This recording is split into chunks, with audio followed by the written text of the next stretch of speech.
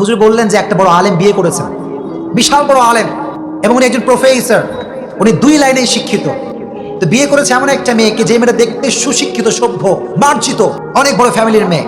কিছু কিছু মেয়ের উপরে এক, ভেতরে আর এক, আছে না নাই? অনেক মেয়ে আছে দেখবেন এত সুন্দর পর্দা করে, মুখ দেখা যায় না, হাত দেখা যায় না, চোখটাও দেখা যায় না, এরকম মেয়ে আছে না নাই? দেখলে মনে হবে যে ভাজা মাছটা উল্টাই খেতে পারে না, আছে না নাই? এই পর্দাশীল মেয়ে ও গার্লফ্রেন্ড বয়ফ্রেন্ডের রিলেশনশিপ করে চিল্লা, এখন ঠিক কিনা? এখন তো একটা ট্রেন্ড হয়ে গিয়েছে, কে বোরখাওয়ালি কে বোরখাওয়ালি নয়, এটা দিয়ে কখনো মানুষ এখন বাছাই করা যায় না, চিল্লা এখন ঠিক কিনা? এজন্য হুজুর সাহেব বিয়ে করছেন বাসর রাতে, তার বউ বলছে যে আমি একটা আপনাকে অনুরোধ করতে চাই। অনুরোধটা কি? বলছে আমি আপনার সাথে সংসার করতে পারি, একটা শর্ত আছে।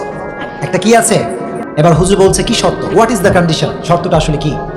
বললো হুজুর আমি আপনাকে বিয়ে করছি, ঠিক আছে, এটা মূলত আব্বা আম্মার কারণে করেছি, কিন্তু মূলত আমার দাড়িওয়ালা ছেলে পছন্দ হয়, নাউজুবিল্লাহ পড়া। তা আমার যে সুন্দর চেহারা, এটা কি আপনার পছন্দ হয়?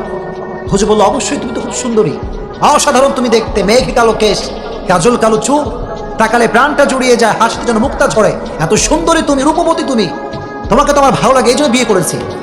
বলো যদি সত্যিই তাই হয় তাহলে একটা আই হ্যাভ অন রিকোয়েস্ট, একটা অনুরোধ আছে। What is the request? অনুরোধটা কি?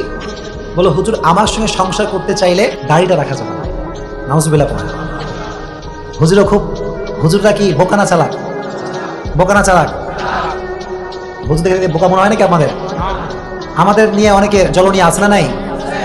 আমাদেরকে নিয়ে সব জ্বলনী। আমার অনেকে কয় যে হুজুর বেশি স্টাইল করে, আছে না নাই? হুজুর সেই হবে সবচেয়ে বেশি স্মার্ট, চিল্লা এখন ঠিক কিনা? আমার নবী কি খ্যাত ছিলেন? কথা বলেন, খ্যাত ছিলেন নাকি আমার নবী? আমার নবী ছিলেন গোটা বিশ্বের সবচেয়ে স্মার্ট পুরুষ, চিল্লা এখন ঠিক কিনা? হুজুর বললেন ওকে ওয়েট আ মিনিট, একটু সময় দাও, তুমি একটু এখান থেকে যাও, আমি তোমাকে উত্তরটা দিব আফটার অন আওয়ার, 1 ঘন্টা পরে। বউ ভাবছে আয় হায়, কাজ হয়ে গেছে। কি হয়ে গেছে? কাজ হয়ে গেছে। আমার স্বামী মনে হয় পটে গিয়েছে, দাড়ি মনে হয় আছে কেটে ফেলবে। তো হুজুর সাহেব বাসর রাতে বসে আছে, বাসর রাতে ওয়াইফকে বলছে তুমি আরেক রুমে যাও, আমি এখানে বসে আছি। 1 ঘন্টা পরে ওয়াইফ আবার আসছে, এসে গেটটা নক দিয়েছে যে একটু গেটটা খুললে আপনার ডিসিশন শুনতে চাই, যে আপনার ডিসিশনটা আসলে কি। আমার কথা বোঝা যায়? যায় নাকি বুঝতে অসুবিধা হচ্ছে আপনাদের? হুজুর সাহেব বাসর রাতে বসে আছে, বউ আসছে, এসে বলছে হোয়াটস ইউর ওপিনিয়ন, কি আপনার মন্তব্য, কি আমাকে একটু বলেন, কি ডিসিশন আপনি ফাইনাল করলেন? উনি বললেন যে বউ তুমি তো আমার বউ, তুমি আমার কি বউ, মানে তুমি আমার জান, চিল্লা এখন ঠিক কিনা? কিন্তু আমি অনেক চিন্তা করে দেখলাম যে আসলে আব্বা আম্মার পর তুমি আমার পৃথিবীর সবচেয়ে আপন, ঠিক কিনা? বউ তো মহাখুশি, তারা তো অবশ্যই ভাবসাব খুব ভালো, মনে হয় সবকিছু ঠিকঠাক থাকবে। এবার হুজুর বলল যে আমার আব্বা আম্মা আপন, তারপরে তুমি আমার আপন, কিন্তু সবার আগে আমার আপন একজন, চিল্লা এখন তিনি কে? যখন তিনি কে? আল্লাহ আমার সবচেয়ে কাছের, আমার আল্লাহ সবচেয়ে আমার প্রিয়, চিল্লা এখন ঠিক কিনা? আমি আয়াত পড়েছি, আমার বউ একটা আয়াত পড়েছি, ওমা আতাকুমুর রাসূলু ফাখুযুহু ওমা নাহাকুম আনহু ফান্তাহু। আল্লাহর হাবিব বলেছেন যে তুমি যদি আমাকে বাদ দিয়ে পৃথিবীর সব জায়গায় সুখ খোঁজো, তুমি মনে করবা এটা সুখ, কিন্তু এটা প্রকৃতপক্ষের সুখ হতে পারে না, চিল্লা এখন ঠিক কিনা? Whatever he brings with, without any question, we have to take the sunnah of Prophet Muhammad sallallahu alaihi wasallam. আমার নবীর যে সুন্নাহ, এটা যখন মানবো যেটা আল্লাহ নবীর সুন্নাহ, কোন নেতা কি কইলো, কোন নাস্তিক কি বললো, এটা দেখার আমার সময় নাই, চিল্লা এখন ঠিক কিনা? হুজুর বললেন এবার আমার ডিসিশন শোনো। আমার ডিসিশন হচ্ছে এই, আমার আপন একজন, তিনি কে? যখন তিনি কে?